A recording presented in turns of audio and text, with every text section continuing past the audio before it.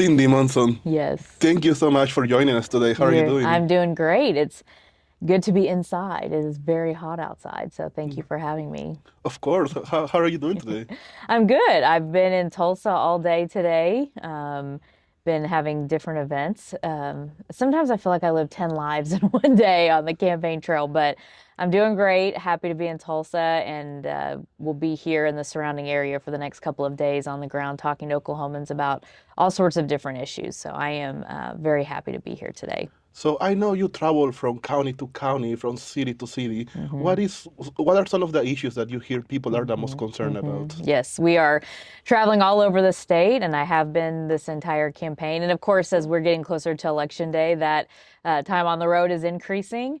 But the things that I hear about, really, regardless of where I am in the state or who I'm talking to in terms of party affiliation, people are very concerned about being last in the nation for public education, and they have a lot of concerns around healthcare and making sure that we are protecting our hospitals and making sure that people have health insurance. So these two issues come up a lot as I travel the state. Would you say education is one of your top Oh priorities? yes, it's core to my campaign, because if we don't fix our public education system, we're going to have a difficult time retaining young families and Oklahomans here in our state, but also bringing people to Oklahoma. When we think about wanting to bring and expand industry in Oklahoma, the best way for us to do that is to make better investments in public education. And it needs to be known that we are 50th in public education because of our lack of funding our public schools and paying our teachers and our support staff, and the continuation of putting public dollars in private schools. When you look at states around us in our region, we are still last. We're behind by about $2.1 billion in investment in public schools, and we are still not paying our teachers and our support staff competitively compared to surrounding states. So we're losing teachers not just to surrounding states, but also companies in Oklahoma. People know that teachers are dedicated and hardworking professionals.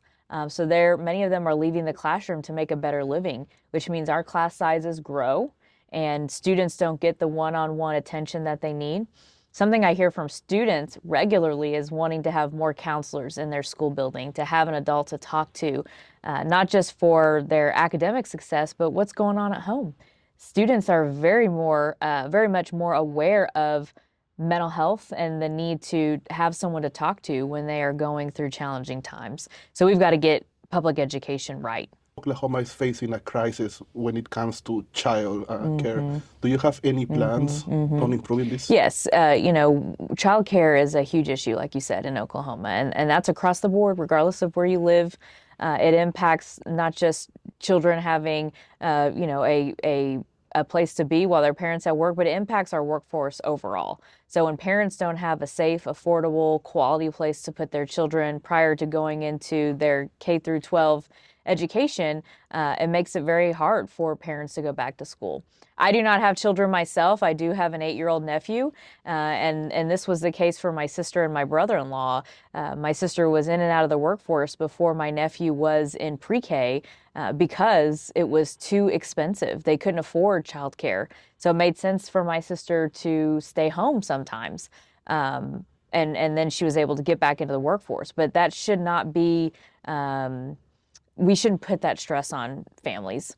And so one of the best ways that we can improve childcare access is making sure we are restoring subsidies for families who need them, and then also making a pathway to support and help our childcare industry. I think a lot of times people forget that these are small businesses. They are, they have a lot of hoops they have to jump through, and rightfully so. We're putting our children there. We're entrusting adults to take care of our children. And so figuring out what are unnecessary challenges that are in the way and addressing those. And we also have to pay childcare workers a living wage. So we're talking about improvements, and obviously improvements take a lot of money. hmm How do we plan to bring this revenue to Oklahoma? Well, first, I want to make it clear that I am not in favor of eliminating the income tax. You're going to hear candidates on the other side of the aisle who talk about full elimination. We've heard that from our current governor who wants a path to 0% income tax. But 70% of our revenue that comes into our state budget is because of income tax. And so really what we need to do is use it wisely, use that revenue wisely, and make sure that it is benefiting the majority of Oklahomans. And I think we're Oklahomans, and I would say you and I too, we'd all love to pay less taxes. And where Oklahomans get frustrated is that they pay their taxes, but they don't always see the benefits of where their tax dollars are going, especially right now when we're 50th in the nation for public education, we're 47th or 48th or 49th in healthcare, depending on what healthcare outcome you're looking at. We all drive on these roads that we want to be smoother, and other needs across the board that state government is responsible for. And so it is about reprioritizing our tax dollars and making sure that we are investing in Oklahomans and what helps a majority of Oklahomans. This last legislative session in the Republican budget, there were $500 million that went to private school vouchers, Trump Dream Account, and a sovereign wealth fund. That's $500 million of our tax dollars that we don't see help a majority of us when it comes to public education and healthcare. So we have the money. We have the ability to take care of the things that we know help a majority of people, and that's where we can get that revenue. And as we improve our education outcomes, the better we will see, I think, people's incomes rise when they're better educated. We bring industry in Oklahoma, so there's more revenue that can come into the state. But I think what we're all wanting in Oklahoma, and what I hear on the campaign trail, is investing in Oklahomans first. And then we show the world that we take care of our people, and that's why it's worth coming to Oklahoma and doing business with us. Talking about investment and revenue, there is this proposed aluminum smelter that is supposedly coming to Ainola. How do you feel about that? Well, I voted against the tax incentive package that was presented to the legislature in 2025. And so I voted no because I had concerns about the environmental impact. I was concerned about the number of jobs that may actually be recruited into Oklahoma versus giving those jobs to Oklahomans. I can never get clarity for myself. I just did not feel like the $200+ million we were putting towards this company was the best investment for Oklahomans. Also thinking about additional infrastructure needs. Now, we know that if we want to bring any type of industry or a company, that these are conversations that are going to be had. But specifically with this project, the environmental impacts had me very concerned. And so that's, of course, what we're hearing now more as the project is becoming more well-known statewide, as those citizens in Ainola who are speaking up, and I think even in the Tulsa area, because there is potential impact here. And you couple that with the data center conversations as well. People are standing up and saying, we need to protect our water, we need to protect our air, and we want to make sure that the jobs that we bring to our state are high paying, provide good benefits, but not at the expense of the things that we know are necessary for us to live a high quality of life. Some people are really afraid of ICE right now and all of the raids taking place all over Oklahoma. Do you plan on doing anything to stop them? Yeah, I have not supported the governor's Operation Guardian. Because I think that first, our state law enforcement, and of course that's where the governor would have the most jurisdiction, but even our local law enforcement do not have the resources, meaning enough people on their force and also being compensated enough to take on an additional responsibility that, the federal government has decided to target a group of people. And so undoing that and reminding our state law enforcement that the focus is keeping Oklahomans safe and keeping our Oklahoma community safe, not targeting people. I have heard horrific stories of Oklahomans who, have a family in northeastern Oklahoma where a father was detained, and now the wife is in charge of their poultry operation, when her husband was the one who was the main person who worked on that poultry farm. I was in far western Oklahoma last week, and I had a conservative farmer who said, you know, I think that we need to, I'm in favor of, you know, legal immigration, and we have to fix our policies.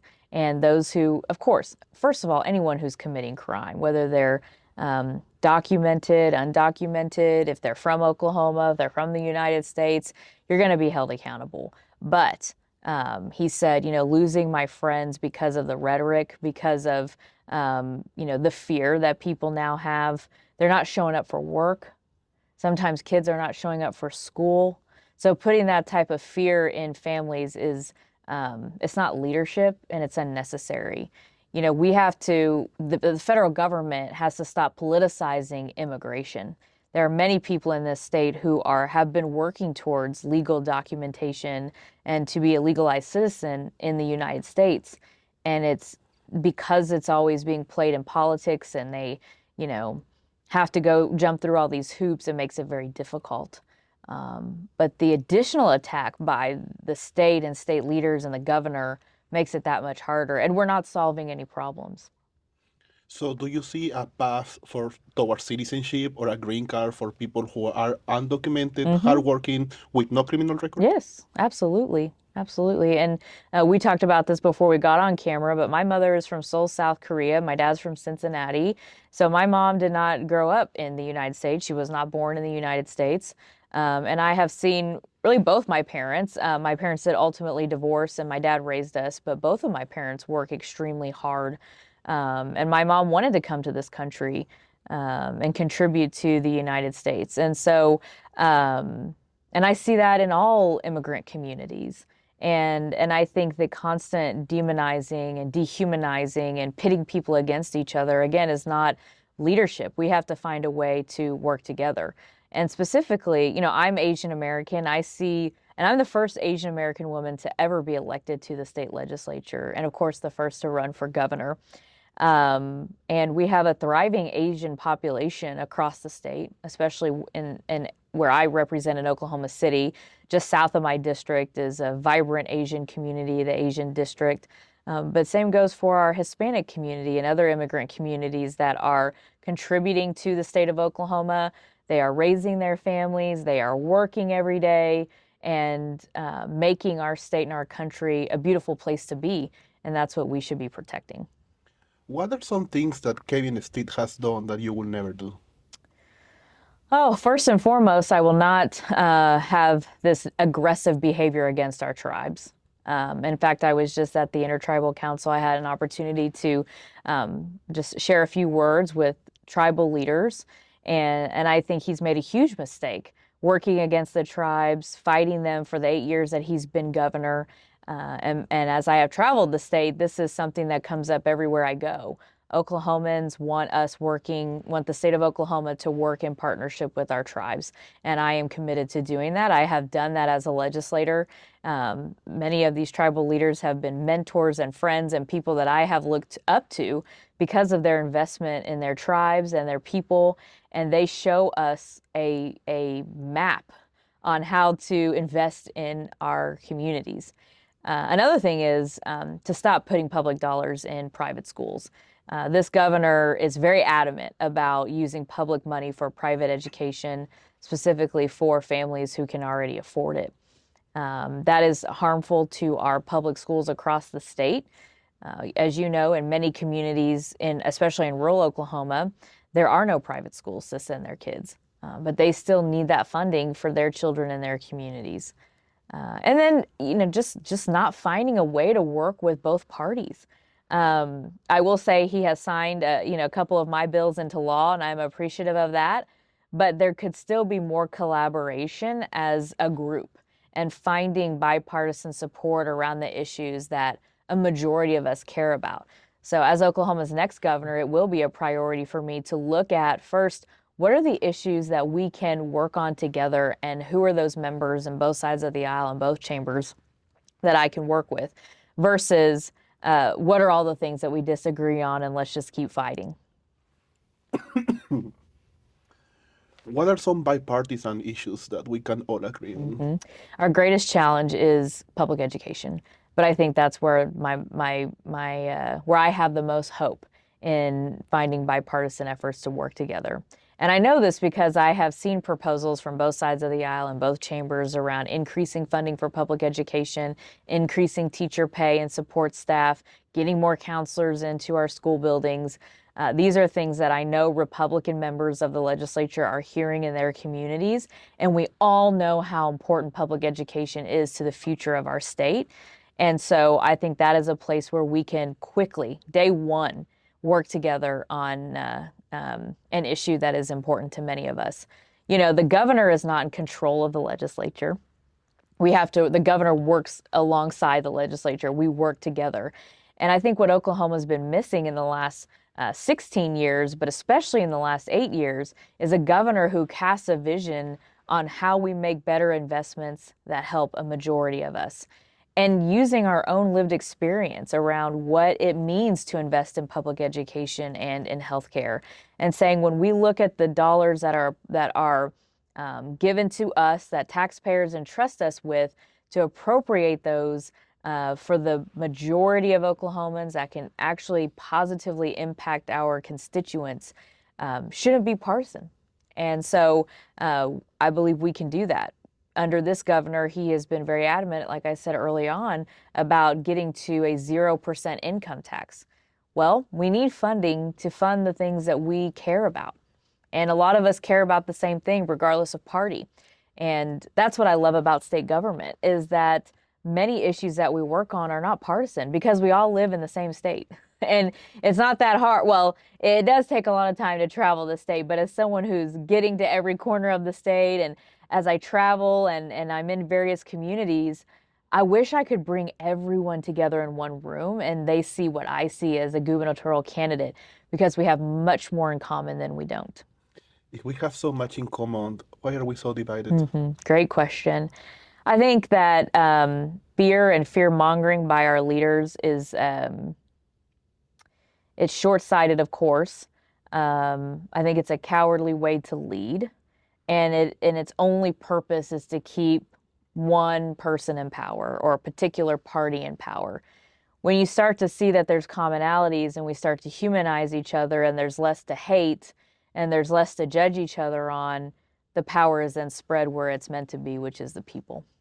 And I'm the type of leader who does not want to pit people against each other. I want us to see that we have more in common and that we get more done when we work together. And I think there are long-standing reasons why we think we all disagree. Social media, even though you're utilizing social media in a very good way, and I try to as well, but we know that we can get in our echo chambers. We know that we can, we gravitate towards the people who we agree with. And it's a whole lot easier to demean someone, to humanize someone when you don't actually ever have to face them. And I'm sure you see it in your comments, and even your followers see it in their own comments. And I see it in mine, the things people would never say to my face. They would never say it to my face. And we have to get back to treating each other like human beings, even if we don't disagree, even if we don't agree. Think about even just, how we live. Many neighborhoods, you can just pull into your driveway and get into your garage, shut the garage door, and never see your neighbors. We're all in a hurry. I can't, my car doesn't fit in my garage. I have a smaller home, an older home, and my garage is small.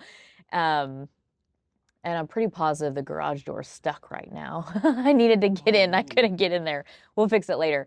But I think about the amount of times that my neighbors want to stop and say hi, and I'm in a rush to get in and out of the house. So when we don't take time to just take a breath and connect with each other, I think that's where the divisiveness continues on. But think about recent leaders and what they do to us. And we should hate one group over the other for whatever reason. And we have to ask ourselves if that's really the direction we want to go as people and as a community, as a state, and as a country. My prediction after Trump got elected this term was that people would be worn out by the fear-mongering and the divisiveness. And I think we are starting to feel that. I see that as I'm traveling the state, because human beings thrive on hopefulness and striving for something better. after a while, just hating everybody and being angry about everything. And people are right to be angry about a lot of stuff, but manufactured hate and judgment is um, that, like I said, that will wear a person down. And now what I sense is people are looking more for community and they want to have civil discourse around the issues that are important to them. And I've always been open to that because, I mean, think about all your friends and your family. How often do you agree on everything? Rarely. So how do we create conversation without Mm-hmm. creating division? Mm-hmm. Um, I think you do a great job, and I think those of us who are active on social media and try to use the platform in a positive way, interacting and engaging with each other, and being an example of what we want to see. For me as a candidate for governor, as a leader, it's important that I show up and be an accessible person. And even as governor, should I be elected, I never want to be so separate from the people that I represent and I serve that I forget or I'm not fully aware of what's going on in real life. Not just what's happening in the media or what's happening in my little bubble, but to continue to be somebody that people feel comfortable talking to and sharing their issues. That's why I've loved being a state legislator, a state representative in particular, because I can knock doors and because I've been on the campaign trail technically since 2013. And I've been opposed every time. I've had to go back and earn and re-earn those votes of my constituents. I stay very in tune with people, and I'm willing to show up on the doorstep of somebody who doesn't share my same party affiliation. I'm a natural harmonizer and peacemaker. It's who I am. I think some of it is from my own childhood trauma, having parents who divorced, and I always wanted to fix that. I wanted to figure out how do we create peace in the home as a child, which of course is not really my responsibility. So I think it's just how I'm wired. And I think how we all do it, not everyone is going to run for governor or have a podcast or have a successful social media platform or page, but you can do it in your sphere of influence. We all have a sphere of influence. We have people around us that trust us on the things that we care about, and we get to be the example of how to do that better. So you mentioned some trauma growing up. Mm-hmm. I read on your page that you moved at least 10 times Mm-hmm. before you graduated high school. Yes. How was that for you growing up? Yeah, my parents were married for 20 years. We moved to Lawton when I was about 4.5 years old. So I was born in Monterey, California. My dad was stationed at Fort Ord, and then I moved to Germany. And then my dad was in the artillery, and the artillery bases at Fort Sill, Lawton, Fort Sill. But my parents divorced when I was about 13 and a half, going on 14. So I was in 8th grade. Imagine 8th grade. I know, 8th grade's not fun for any of us, we're 13, 14 years old, especially I think for girls. But, when we first moved to Lawton, I remember a little house. And then I lived in an apartment for the most of a lot of my childhood. And then my parents were we did finally buy a house when I was in 4th grade. And then my dad's dream was to build a home, and that would be it. And they did that. And in that time frame, things got worse. I mean, over time, my mother was verbally, physically abusive to me and my dad, and it just got worse and worse. And so we never really lived in that house as a family for a long time. And then after my parents divorced, my dad took full custody of us. It's being a single parent's not easy. It creates a lot of financial challenges. And so, yeah, every year from then on, I moved to a new house. And it was because and it wasn't new houses. It was a new house in that it wasn't the same house from before. These were rental properties we lived in. My dad was chasing cheaper rent.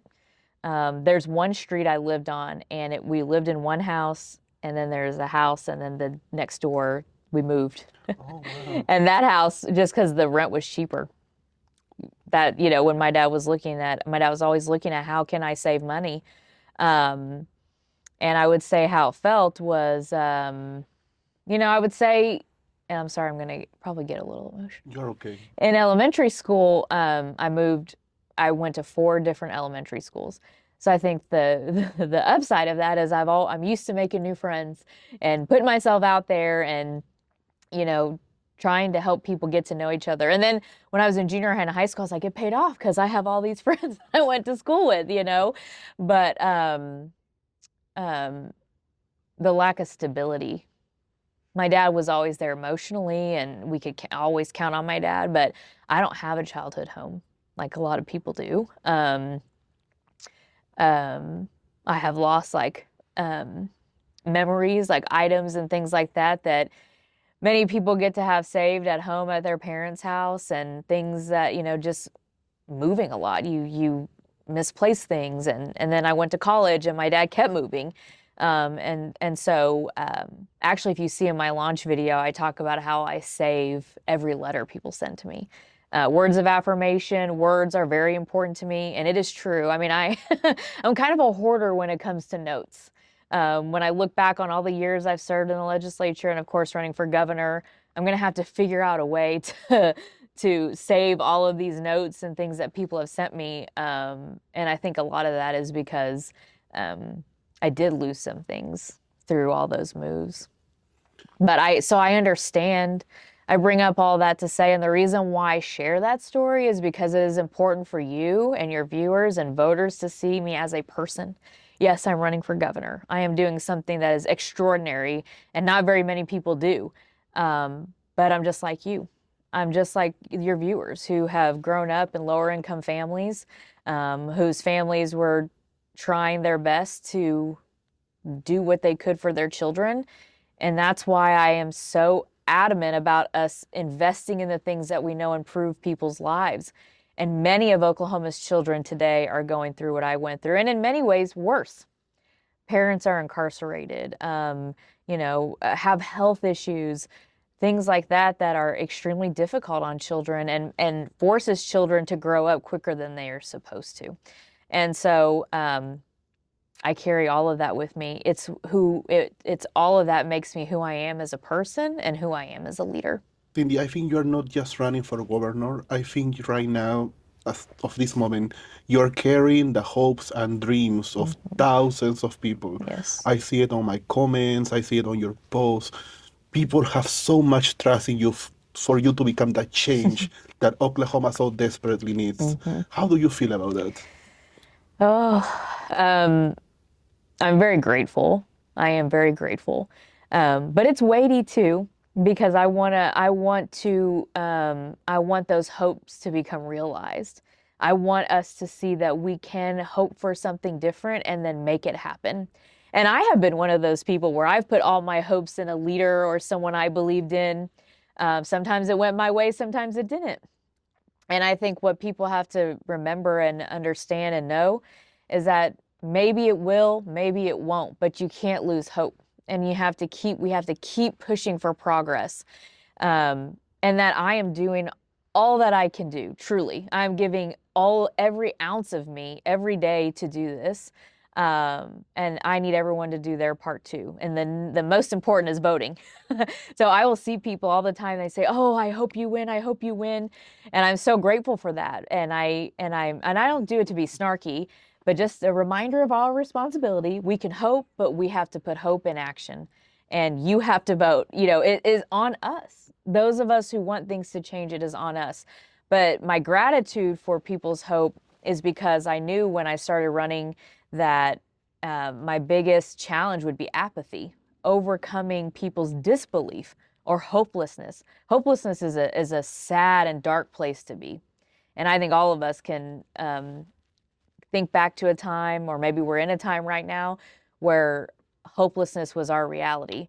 And it was really hard to get up. It was really hard to keep moving forward. And you're wondering if things will ever change.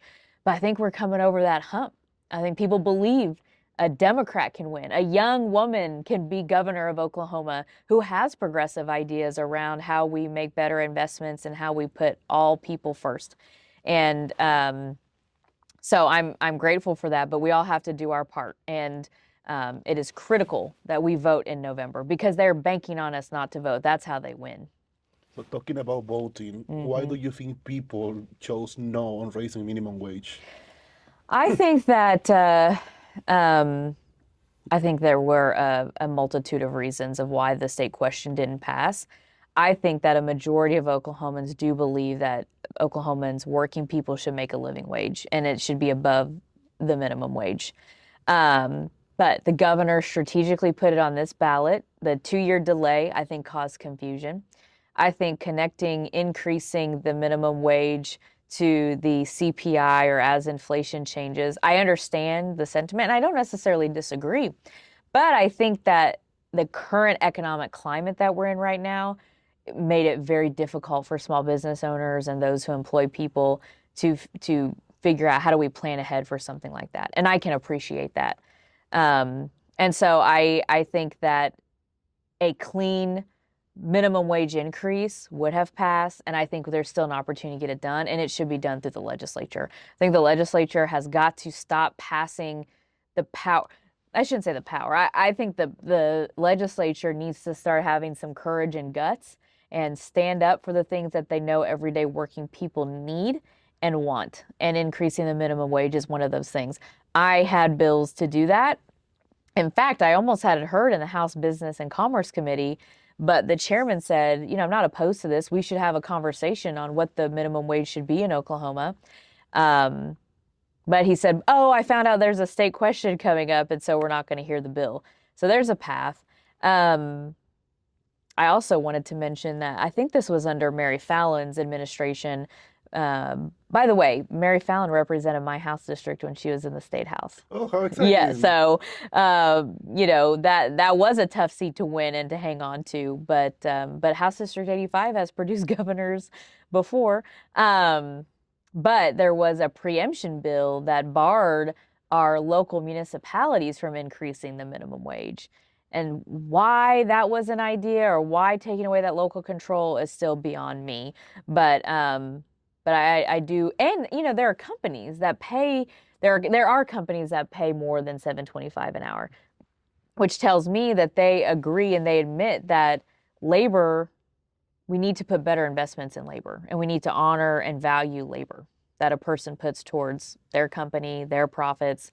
But there are still businesses that also get away with the $7.25 because that's the law. So we need to change that.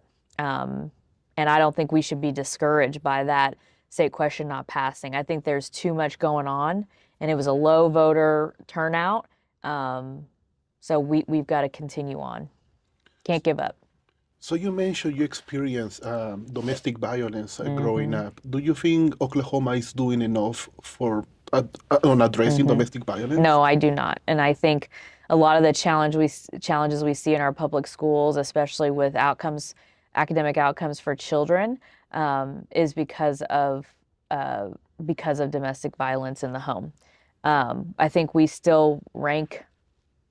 I think we're number one or close to number one for domestic violence and deaths of women by an intimate partner. Now, my story is a little different in that my mother was the one that was the domestic violence was not because of my dad, but because of my mom. And I think there are many people who have unique stories like that, but a majority of women and children are living in unsafe situations, and we have to address it. I think first it's removing the stigma. Now, policy isn't always going to change that, but the more we talk about it, the more we educate ourselves about it. Grateful, of course, part of why I share my story is because I want others to feel brave enough to share theirs. And the more we share our stories where it's safe to do it, the more courage it's going to give those who feel like they're stuck in silence. But supporting our agencies and organizations that provide services. Women need more economic opportunities because that's a lot of times why they feel like they can't leave because they can't afford it. And we have to do better about admitting just where we are. We have to admit our darkness so that we can get to the light, so we can fix what's going on. But I think poverty, the stigma, all of that plays a lot into what we're seeing in Oklahoma. Will you make any changes to Oklahoma DHS? Yes, because I'm very concerned about, first of all, that agency has a lot of responsibility of vulnerable populations in Oklahoma. Oklahomans with disabilities, our aging population, of course, our children. But we have to do better, especially in the child welfare area. The number of children who are in foster care, and then just the clear lack of support for foster care parents. Oklahomans who are stepping up to take care of children need better support. I think the staff members at DHS need better support. So this is an area that, and of course the governor has a lot of power in terms of appointing a director. So someone who is going to be focused on our greatest challenges and putting, again, Oklahomans first, and not playing politics with people's lives. These are, again, vulnerable populations. And I do think that there needs to be improvement in DHS. Also childcare, So, but this is also attributed to when like the governor has advocated, obviously, like I said, the income tax reduction, but also flat budgets for agencies in a time of inflation around, especially on fixed costs like utilities and bills that have to be paid no matter what. And we have to start understanding that human capital is important, and who we have in these positions, who we have serving Oklahomans is important, and they do deserve to be compensated. Many people who are doing some of the most difficult work in Oklahoma are not being compensated in a way that allows them to take care of themselves and their families. So they have to work multiple jobs, or they end up leaving. And that turnover is expensive, and it's detrimental to the long-term goals of helping children, our aging population, people with disabilities succeed in Oklahoma. So yes. Do you have any concrete plans to reduce homelessness in Oklahoma? First reestablishing the coalition that the governor disbanded, and having a statewide conversation around housing in Oklahoma, specifically affordable housing. We see, like in Tulsa, there are municipalities, like here in the city of Tulsa, where there are investments in affordable housing, partnering with agencies, partnering with tribes. We need to see more of that in a statewide effort, because homelessness is not just an issue facing metro areas in Oklahoma, it is also facing rural Oklahoma. But it's a combination of having access to housing and also having access to employment that provides a living wage. Right now in Oklahoma, if you're making minimum wage or just above minimum wage, you have to work an average of 93 hours a week. That's a full-time job. That's over 2 full-time jobs.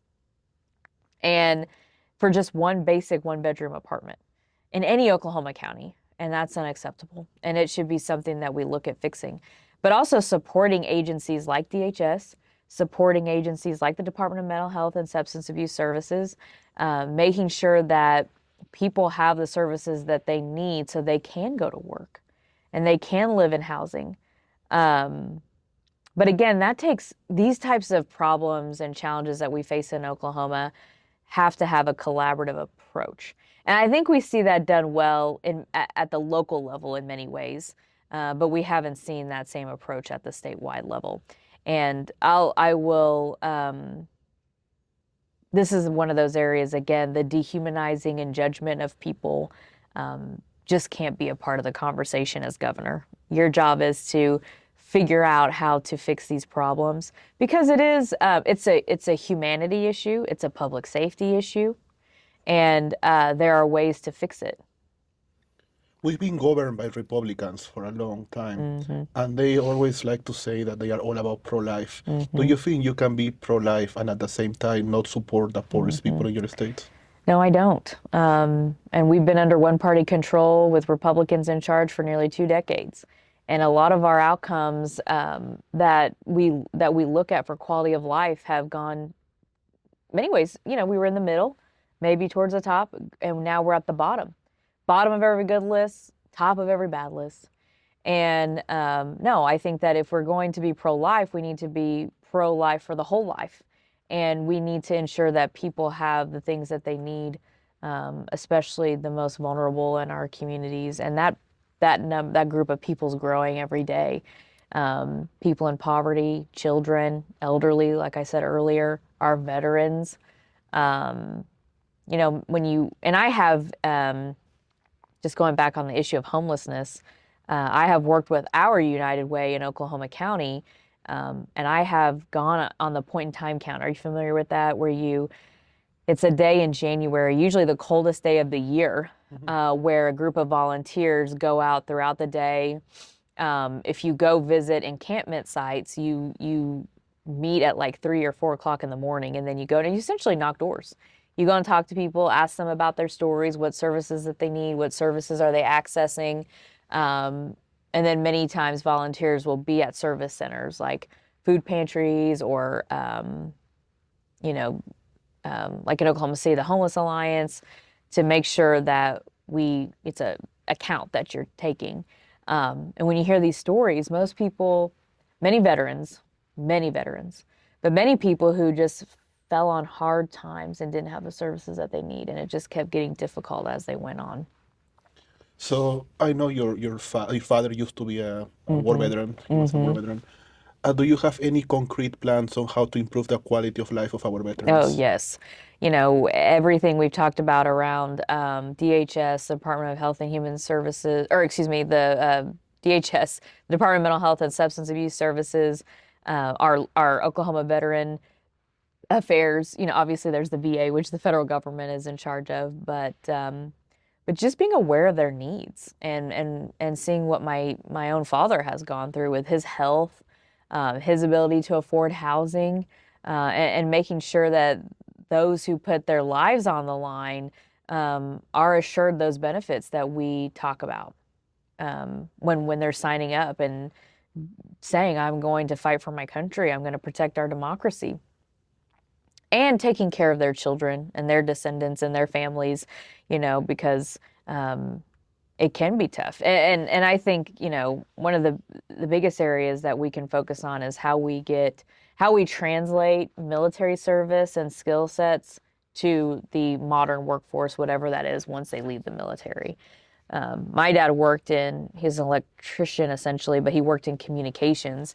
He was able to then go work on base through private government contractors, which was great for him. But that's not always the case for everybody. And so making sure there's employment opportunities, pathway to additional training, maybe through career tech or higher education. But that transition time is very important.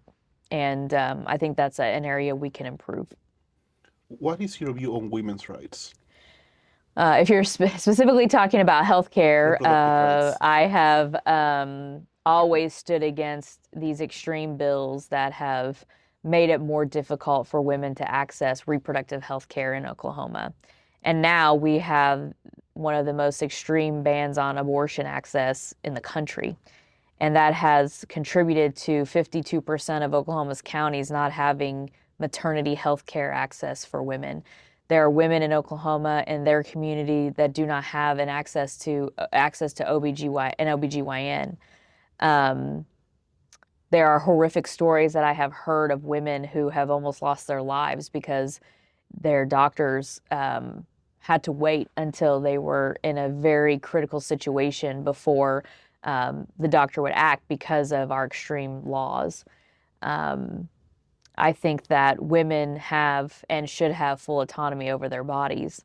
Women should have access to the health care that they need. And politicizing women's health care hurts all of us. I gave you some statistics about women's health care access, but when you look at our healthcare outcomes overall, we still rank at the bottom because it's difficult for us to recruit doctors to Oklahoma or keep them here. And then you look at the funding issue. It took us over a decade to expand Medicaid. Then the people did it in 2020. And then you saw Republicans in this last legislative session put in an effort to take Medicaid out of the Constitution and put in state statutes so they could tweak it when they felt like they wanted to. And that destabilizing of funding, putting our healthcare system in uncertain financial times is not helpful for overall healthcare. So we have a problem with both the extreme policies and also funding. But I feel very strongly that women should have control over their future. And I know women who made the choice to have an abortion who are wonderful, loving, thriving mothers today with wonderful, loving, thriving children today. And I have shared those stories on the floor. I have, tried to hold my colleagues accountable that, only supporting these types of measures to win re-election, but to put women in harm's way is unacceptable. How do you plan on getting the Republican vote? Just continuing to communicate and be out there and talk about the things that I know a majority of us care about. The issue of abortion is one that has been a wedge issue. That has been something that, Republican operatives in particular and politicians have tried to keep us from having conversations. So going back to one of your questions on how do we find ways to talk to each other? Well, if we decide we're not going to have conversation based on party registration and our stance on abortion or reproductive health care, that's a detriment to all of us. And so that's why I am out traveling the state. It's why I engage on social media. I try to meet with and talk with as many Oklahomans as I can, even if we don't agree on everything. And I think the Republicans who have supported me, and they have in my district, there are Trump Munson supporters. I would not be able to win my elections in the state house and then re-election with Trump on the ballot every time, by the way. um, I would not, or every time that Trump was on the ballot, I was on the ballot without Republican support. And I believe that those Republicans have supported me, not because we agree on every issue, but because they see my work ethic and my genuine passion in improving Oklahoma. I would also say to, Republican voters who are trying to decide whether they should support me or not, is to look at if you care about the state of Oklahoma, look at where we are. And has 2 decades of one-party control benefited us or benefited you? And if the answer is no, or you kind of have to think about it, maybe it's time to have more balance in state government. And one of the ways that we can create balance is to have a Democratic governor, because the legislature will likely still be Republican led. But also see that while I'm a Democrat, I am for Oklahomans, all Oklahomans. Never once have I picked up the phone at my office or had my staff pick up our phones, and ask what their party affiliation is before we help them. We help every Oklahoman who calls our office, and we, make sure that government is responding to them. And I hope that's what a Republican voter would see in me. What would you say to the people who make the association between the word Democrat and evil? Oh, I would say, that's too bad. And that's unfair. It's unfair to me. It's unfair to your neighbors. It's unfair to the democracy we believe in. Our democracy is weakened when we see an opposing idea or someone who doesn't agree with us as evil. There's real evil that goes on and happens, but it's not because of our political party. It's because that is separate. We can have a disagreement on issues, but when you look at, we just turn 50 years of this country, and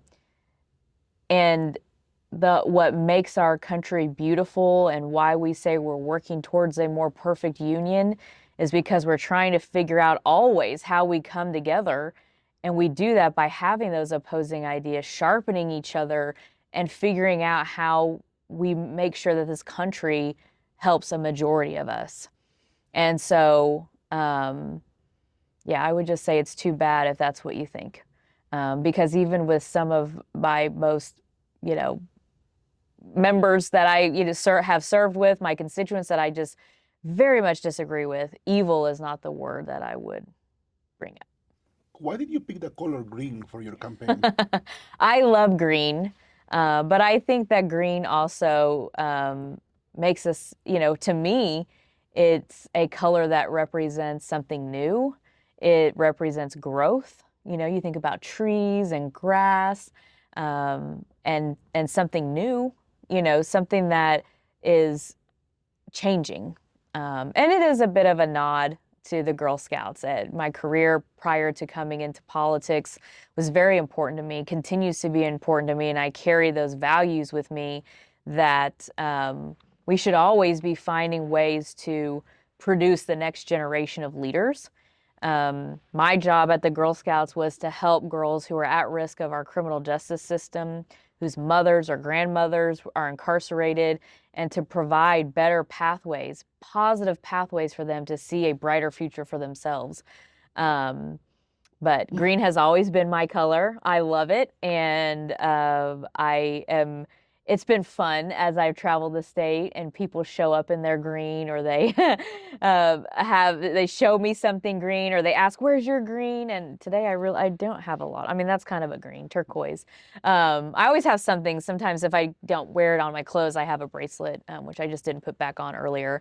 But I also think, think about the yard signs you see, and they're all the same. It's copy and paste of each other. I am not a copy and paste leader. I stand out. I want my campaign to stand out, and I want my supporters to stand out. I want them to show the world around them that they want something different, and I think green represents that. Talking about green, some of my followers, some Republicans, some Democrats have asked me, what's your stance on medicinal marijuana? Medical marijuana. Medical marijuana. I am in favor of protecting State Question 788 and specifically the will of the people. When you look at my votes in the legislature, I have voted in favor of protecting what the people voted for. And of course, we still have a lot of work to do. I think, and we've done a lot, but we've got to do more in terms of the infrastructure and making sure that those businesses that are legal, operating legitimate businesses continue on and not have to keep facing the rhetoric around what we hear from some of our other leaders in the state. I also think that patient safety is very important. And the more that I've talked to business owners, patients, people in the industry, their number one concern is making sure that their industry is protected, but also that patients get the care that they need. And so that's important to me. And I have no plans of dismantling the medical marijuana program because I know how many Oklahomans it has helped and continues to help. What we need to do is make sure that, compliance, regulations, those types of things are in better order, and it's supporting the industry, especially, again, those who are running legal operations. Now, if there's illegal operations and illegal activity happening, that's what we should be going after. But I have heard from Oklahomans who have, given up their livelihoods or switched investments to invest in the medical marijuana program, and have put a lot on the line for themselves. And so to target them or sort of criminalize them when they are not breaking the law is frustrating, and I understand that. So you've been a politician since 2015? What was the breakthrough for you that made you decide, I want to be a politician? Well, I've always been interested in politics. I've always been interested in public service. When I was in high school, I was a student body president. When I was in college, I was very involved in student government. So I've always been very much aware of using our own power to make a difference. And, when you're in high school and college, your community is your campus or your high school. And I went to Girl State. I did a lot of leadership programs when I was in high school that helped me to see, this could be a pathway for me someday. I ultimately chose the nonprofit sector because I got to a point after graduate school and moving back to Oklahoma that I wanted to make a difference in people's lives, but I didn't want to fight about politics. And so the nonprofit sector was perfect for me. But as I was doing my work at the Girl Scouts and I explained, working in the juvenile system, underserved schools, under-resourced schools across urban and rural Oklahoma and Western Oklahoma, I started to see the challenges and what was happening based on the decision-making of lawmakers. And so I got very vocal about those things. And the night that I made the decision, because I did have some people approach me and say, you should think about running for office if you're talking about this. And the first place I was asked, I went back to my alma mater at the University of Central Oklahoma. I would speak regularly to leadership class. because I was a leadership student and I got my minor in leadership. One minor, other one's in business. And my degree's in political science. But I said, I don't want to run for office. I like my job. I like what I'm doing. But I was working at the Oklahoma County Juvenile Center, and I had a young girl who had just come into the program and shared a very horrific story, in my opinion, in that we are not taking care of our children. And I thought to myself, these girls deserve an advocate. They deserve someone who will talk about these issues, and it's not just criminal justice reform, right? It's the, comprehensive things that we have to fix. And I would see the cycle of some of these young girls' lives, under-resourced school, living in public housing, mothers incarcerated. Many of them were teen moms.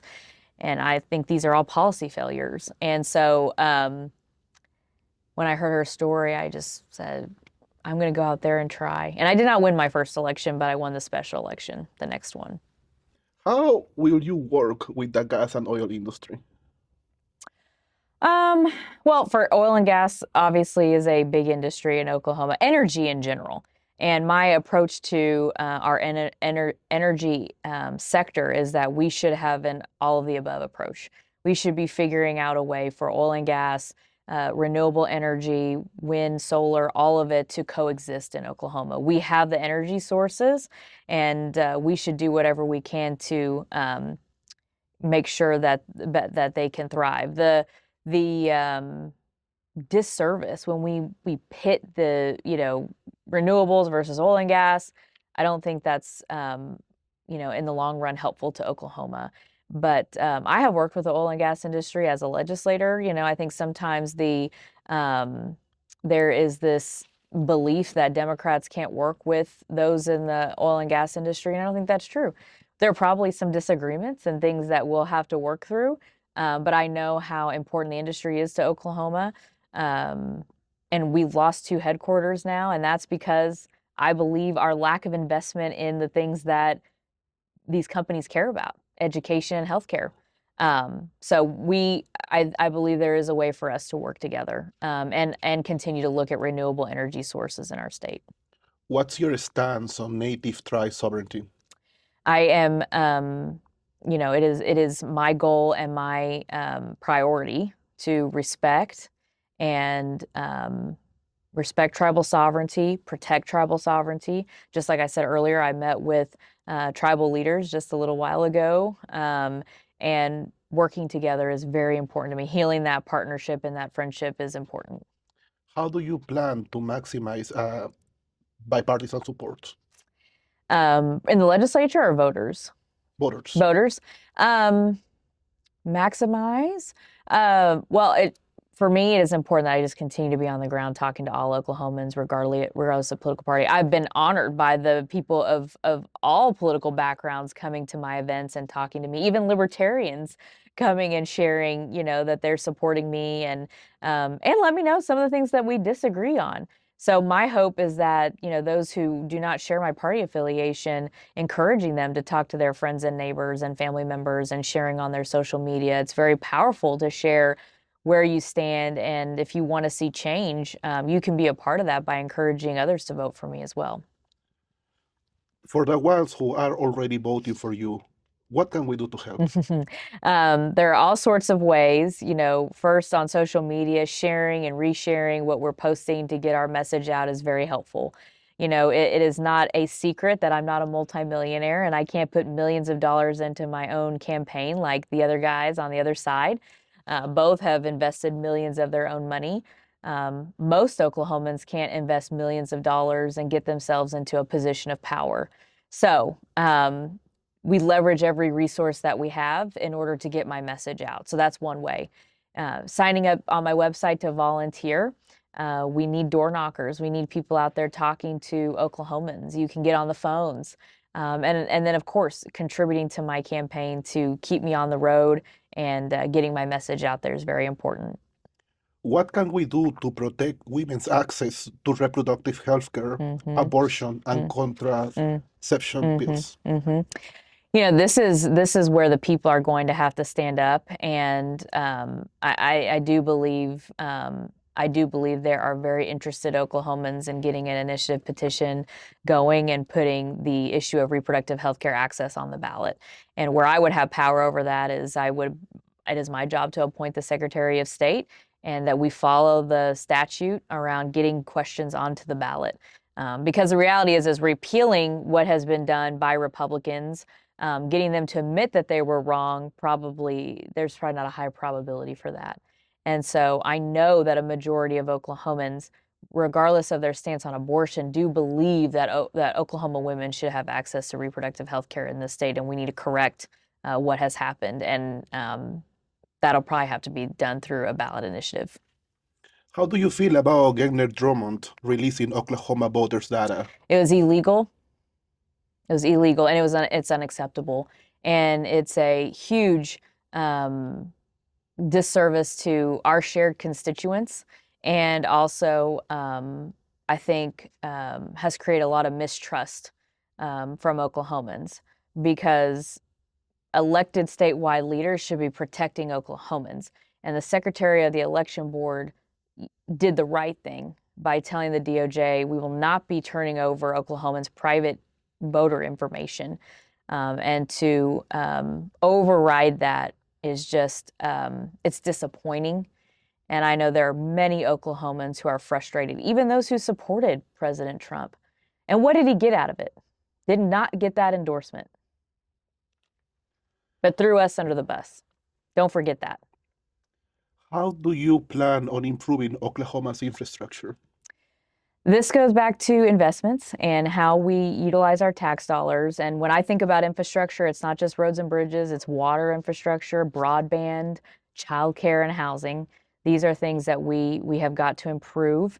And so working alongside our municipalities, our county government, our tribes, and maximizing as many dollars as we can. And even the federal government, what monies can we draw down to bring to Oklahoma to improve our infrastructure? We have to have strong quality infrastructure in order to see more economic development happen in our communities. It's very important. And it impacts us as working people driving on our roads. I am very well known for buying way too many tires. Okay. And all the potholes I hit, and, and things, and the wear and tear on our vehicles, that ultimately becomes a cost to all of us. And we have to think about that when we're making our investments. It's not just paying taxes, it's all the maintenance that we have to keep up with, especially on our vehicles.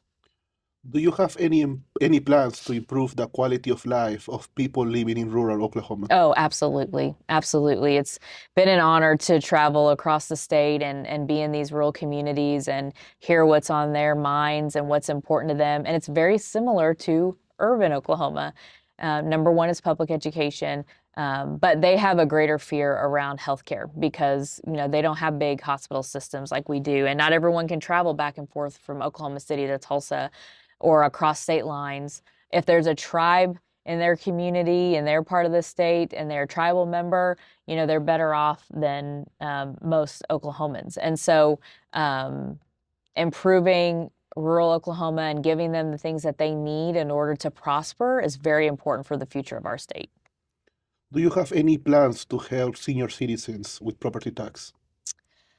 I think with property tax, we have to be mindful that property taxes pay for roads and bridges, so infrastructure, our schools, career techs, county government, which are essential, especially in rural communities.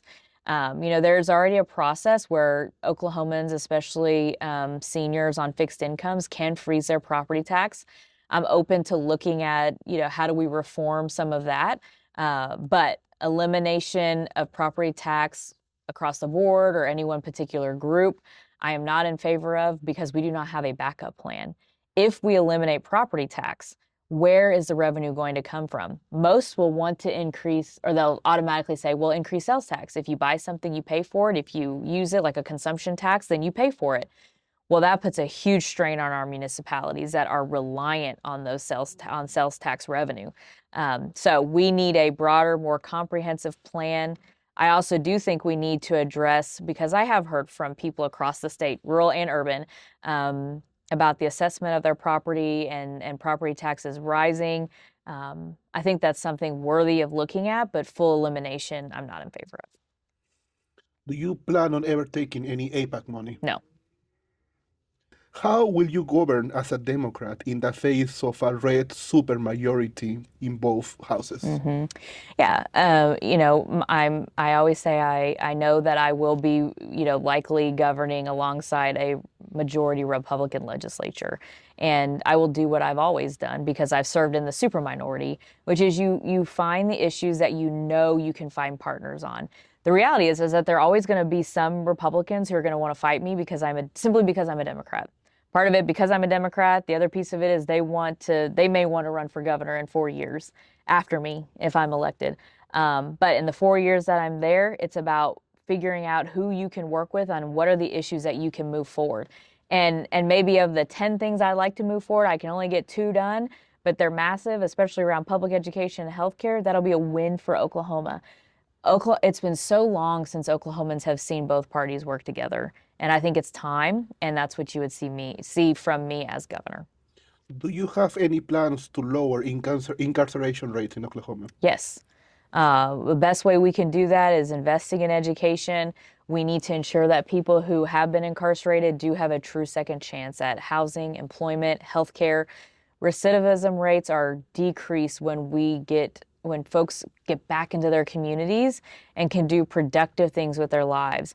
But continuing to bar them from the things that help all of us is not helpful. And I think we have to always keep looking at, our prison population or those that are incarcerated. What are they there for? Is it worth us using our tax dollars and ripping families away from their kids and their communities? Or is that we need to have more of a rehabilitative track and pathway? Just today, I had a meet and greet event in Tulsa at She Brews. And I'm sure you're familiar, but if not, it is a coffee company where they hire formerly incarcerated women who have a job and they go through programs. So I want to support more programs like that. And Tulsa does a great job with women in recovery, Remerge in Oklahoma City and Oklahoma County. And I think we can leverage some of our tax dollars for more programs like that across the state. What's your opinion about the Oklahoma Turnpike Authority? I know it's expensive for people, and this is another example of privatizing government services. And, there's no oversight of the legislature. And so I'm in favor. There are some bills that went through of having some more oversight. Also, the governor has appointments on the OTA. And so having my appointees will be people who are going to put the needs of Oklahomans first and reality of what this is costing Oklahomans, not just the toll that you're paying, but also the destruction of homes and communities and figuring out another way because we all use tolls. I think even people who are anti, turnpike, but making sure that eminent domain is not used in a way that is exploitive to people and harming our communities and putting Oklahomans first. Do you have any plans to keep utility bills from rising? Yes, in that, this has, and I know it's a longer answer, but with data centers and other industries that use a lot of energy and electricity, have to be put in check. And we did have some legislation this last legislative session to make sure that those costs are not falling on everyday Oklahomans. I would say, also know that there is a corporation commission election this year, and that is a statewide position. And the corporation commission is the regulatory body over our utilities. Well, I would just say thank you for, it's been such an honor to have a conversation and just be real around the issues that I know are important to me and important to a majority of Oklahomans. And I would just ask you to keep asking me questions, whether it's on my social media, reaching out to me directly, coming to my events, and meeting me face to face and giving us an opportunity to get to know each other. I do believe it's time for Oklahoma's next governor to be someone who understands what everyday working people are going through and solving everyday working people problems. I believe I am that person, and I hope that you will get involved in our campaign. You can go to my website at cindymunson.com or follow me on all social media platforms, Cyndi Munson OK. And if you're ready for change, please do not forget to vote on November 3rd.